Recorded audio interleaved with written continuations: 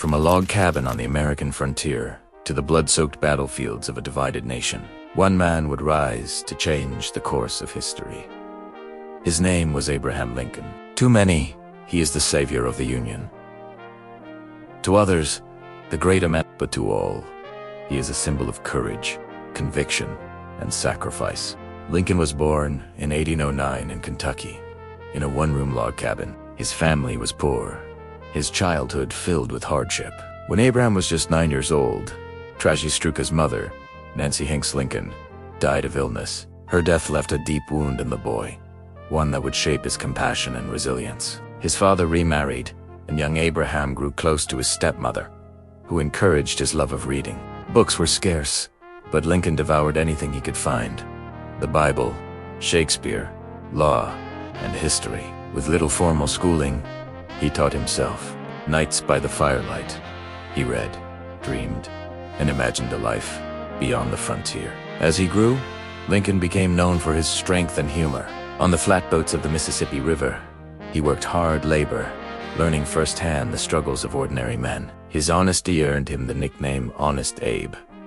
Yet behind the humble appearance was a restless mind. He studied law, trained himself as a lawyer, and soon entered politics. But Lincoln's rise was far from smooth.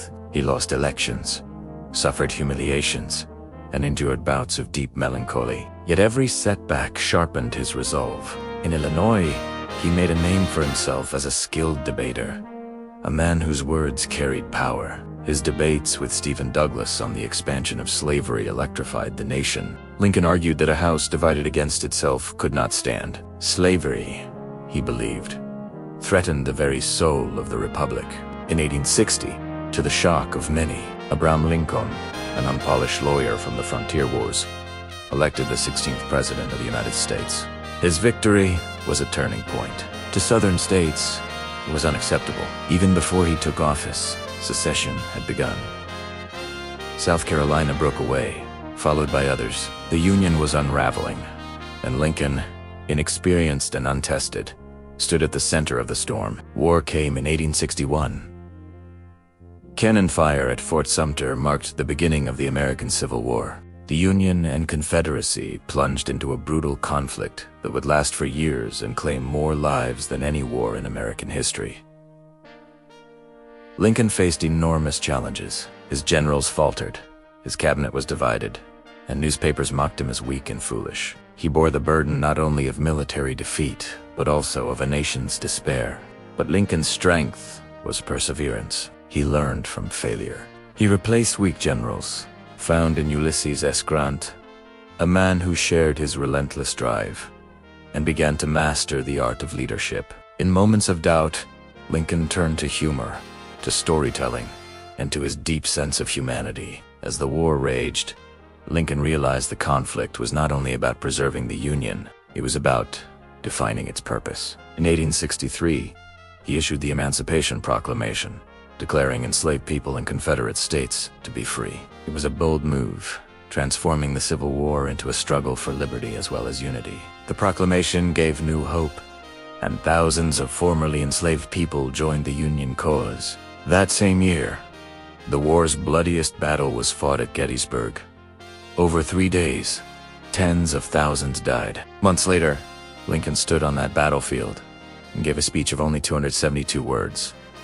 The Gettysburg Address. He spoke of a nation conceived in liberty, dedicated to the proposition that all men are created equal. He declared that the war was a test of whether democracy itself could endure. His words, simple yet profound, became immortal. But even as Union forces gained ground, the toll was immense. Families were torn apart, cities burned. Brother fought against brother. Lincoln carried the grief of a nation on his shoulders. He often walked alone at night through the White House, weary, haunted by the lives lost under his command. Yet he never wavered. By 1864, victory was within reach. Lincoln was re-elected, and in his second inaugural address, he spoke not of triumph, but of healing. With malice toward none, with charity for all, he said, calling for reconciliation after the war. It was a vision of peace, a hope for a nation reborn. But fate would not grant him peace. On April 14, 1865, Just days after the Confederacy's surrender, Lincoln attended a play at Ford's Theater in Washington. There, he was shot by John Wilkes Booth, an actor and Confederate sympathizer. The president died the next morning. The man who had saved the Union was gone. The nation plunged into mourning. Lincoln's funeral train carried his body across the states, stopping at towns and cities where thousands gathered in silence, draped in black. They came to pay their respects to the man who had given everything for their freedom. Abraham Lincoln's legacy endures not only in monuments and history books, but in the ideals he fought for: unity, liberty, and democracy.